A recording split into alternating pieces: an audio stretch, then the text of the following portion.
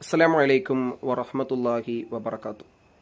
നമ്മുടെ വരുമാനത്തിലെ സാമ്പത്തികത്തിലെ അച്ചടക്ക രാഹിത്യവും സൂക്ഷ്മത ഇല്ലായ്മയും പലപ്പോഴും നിരന്തരമായ ദാരിദ്ര്യത്തിലേക്കോ സാമ്പത്തികമായ വിഷമസന്ധികളിലേക്കോ എത്തിക്കാറുണ്ട്.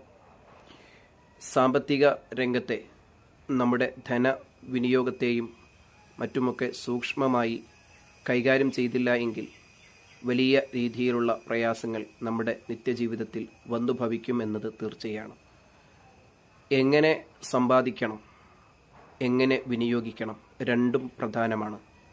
ഹലാലായ വരുമാനം നേടുക എന്നതുപോലെ തന്നെ ഹലാലായ രീതിയിൽ വിനിയോഗിക്കുക എന്നതും പ്രധാനമാണ്. ആവശ്യം, അത്യാവശ്യം, അനാവശ്യം, ഇങ്ങനെ 3 കാറ്റഗറി ചെയ്തുകൊണ്ട് ധനവിനിയോഗത്തെ നമുക്ക് നിയന്ത്രിക്കാൻ സാധിക്കും. അനാവശ്യമായി ചിലവഴിക്കുന്നത്